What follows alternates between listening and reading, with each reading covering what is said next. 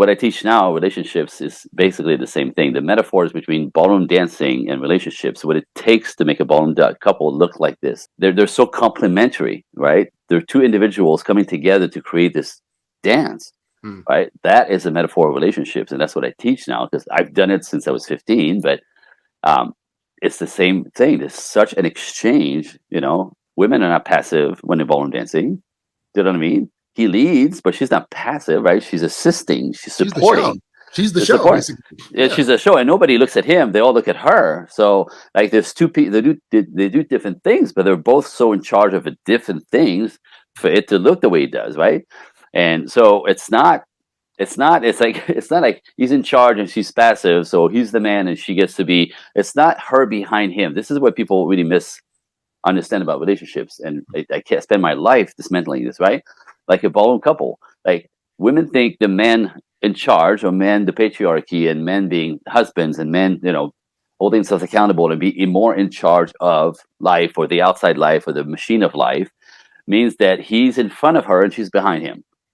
You know what I mean? And so she's a passive, like following him. No. And then what now we think is better, or what women have been encouraged to do with the feminist movement, is to go, well, forget being behind him, get in front of him. Mm-hmm. That doesn't work either. That's not a partnership, right? This is like, and that fails radically. Like it's good for money, it's good for business, but in the love matter, it's insane. It does not work, right? What works, it's not him in front of you or you in front of him. It's side by side.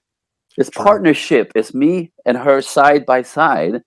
Ballroom dancing, right? Like coming together, and I do more of the parts that I'm comfortable with, that I want to be, and she does the part that I don't necessarily want to do, that I'm less comfortable with, that she's more comfortable with. It's complementary.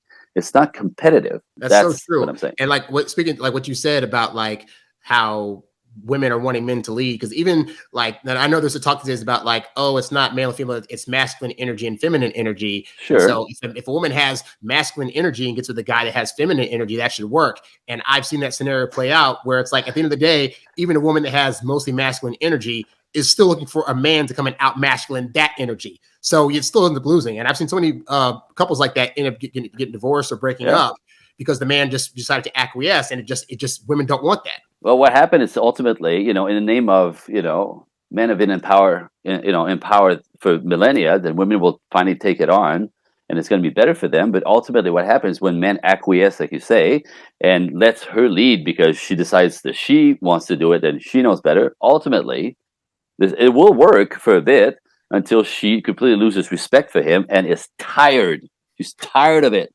She wants to sleep. She wants to lay down, but she can't because she's working 60-hour a week in the "you go girl" movement, and he's at home chilling, and then eventually she loses respect for him. And, well, I'm going to say this, and, if people are going to react, it's just, what I'm teaching is not my opinion. It's nature and science, period. That's what I'm teaching.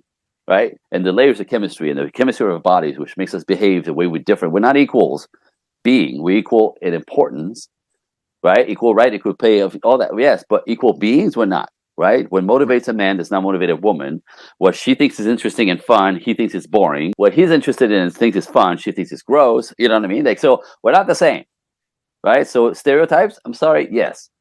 Men like men things, women like women things, and we're different, driven by different things. But that's the point.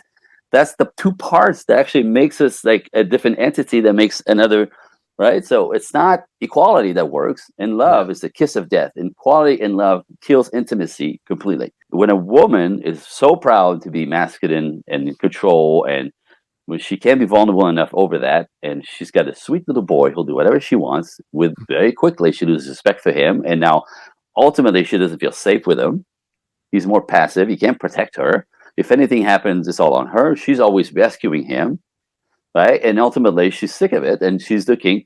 Women instinctively, again, watch, people are going to blow up here. That's fine. Women instinctively like to be led, because that makes them relax and connecting, instinctively. So, and this is what I teach the men, and sort of trying to wake them up to this, because our culture has men shamed out of being masculine. But if you want a woman to follow you, you have to know where the hell you're going, dude.